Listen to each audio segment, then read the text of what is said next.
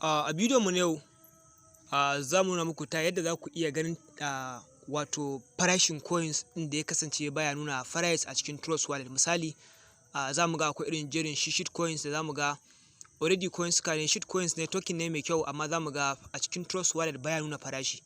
A wani bidiyo za mu nuna muku ta yadda za ku iya shiga ku bincika domin ku iya ganin farashin wannan coins ɗin, har ma ku ga yanayin chart ɗinsa yaya yake tafiya, ma coins ɗin yana ɗagawa ne zuwa sama ko kuma coins ɗin yana faɗuwa ne. Kafin mu je kai tsaye ga gabatar da wannan bidiyo, idan kai bako ne, idan ke bakuwa ce a cikin wannan channel tamu mai albarka, wato channel ɗin YT Crypto, muna roƙo da garzo ƙasa ko ta kalma ta alamar subscribe, da ku taɓa alamar subscribe kana ku taɓa alamar ƙararrawa domin samun sabbin shirye-shiryen mu a kowane lokaci. Ga wanda suka subscribe muna roƙo da su taɓa alamar like domin ƙara mana ƙarfin gwiwa, mun gode.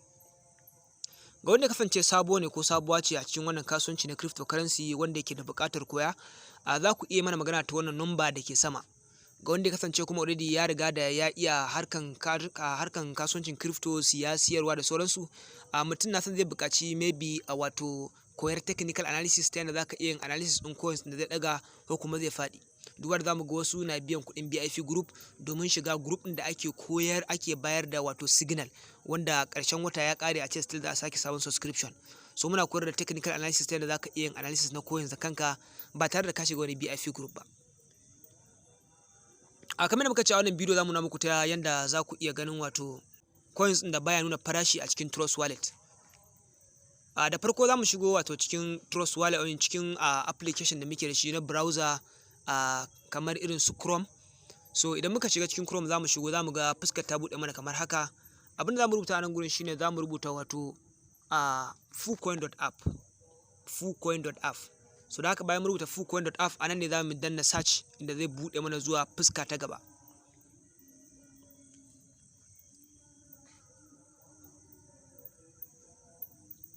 So kamar da muke kallo za mu ga bayan mun danna fullcoin.app, za mu ga wato wannan fuskar ce za ta bayyana kamar yadda muke kallo.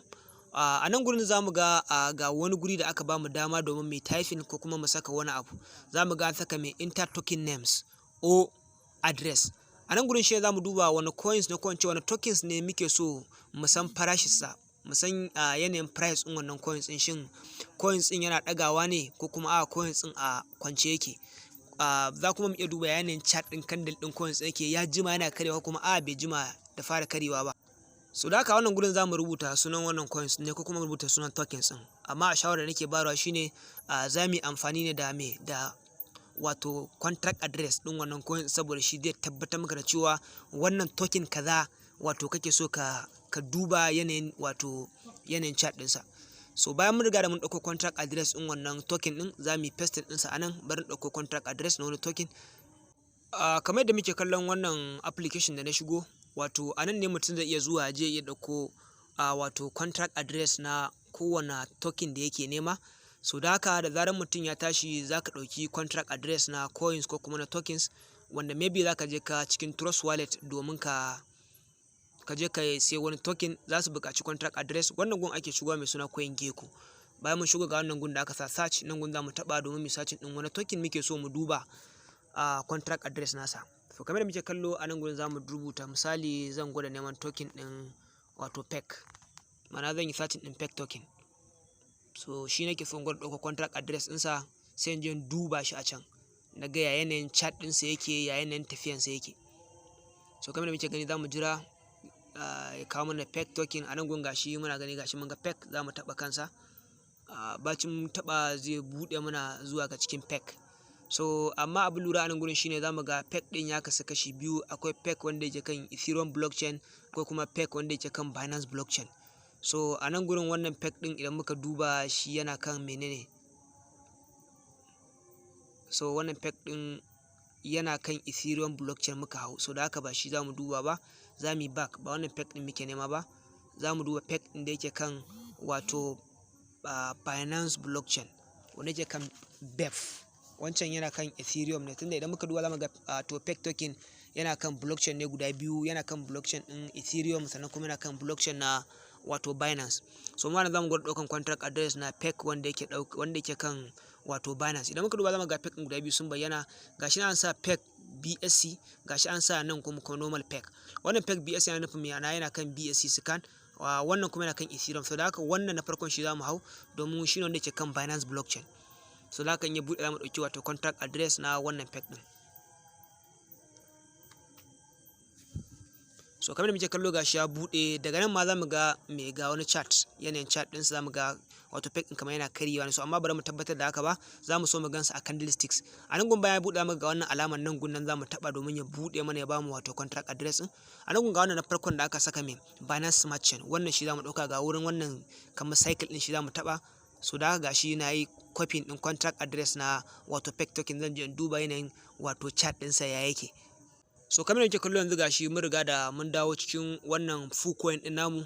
So da haka a nan gun zan danne zan saka wato contract address namu na peg token domin mu ga yanayin chart ɗinsa yake.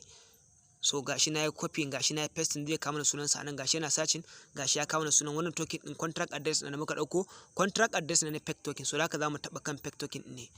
Gashi bayan mun taɓa zai buɗe mana, za mu ga yanayin price ɗin wannan peg token ɗin.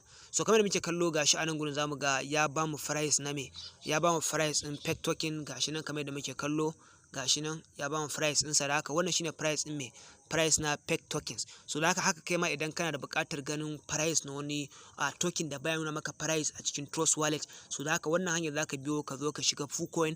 Bayan ka shiga full coin sai ka yi pasting na wannan contract address na wannan token ɗin. So anan gun za ka ga yanayin price ɗin wannan token ɗin, wanda idan ka duba cikin Trust Wallet za ka ga baya nuna maka wannan price ɗin. So anan kuma za ka ga shi already ya kawo ma price ɗin wannan token ɗin. Bugu da ƙari idan muka ƙasa za mu ga yanayin chart ɗin da wannan za mu ga yanayin chart ɗinsa na wannan peg token ɗin. Gashi nan za mu ga chart ɗinsa nan, idan muka duba za mu ga market ɗin ya riga ya karye gashi nan kuma ya fara ɗagawa, anan kuma still yana sake sauka ne. So hakan wannan ita ce hanya ta yadda mutum zai iya ganin farashi na token ɗin da baya nuna price a cikin wato Trust Wallet. So kar ku manta dai kuna tare da channel ɗin YT Crypto, ku danna mana alamar subscribe kana ku taɓa alamar ƙararrawa domin samun sabbin shirye-shiryen mu a kowane lokaci. Ga wanda suka subscribe muna da ƙoƙari su taɓa alamar like domin ƙara mana ƙarfin gwiwa. Mun gode.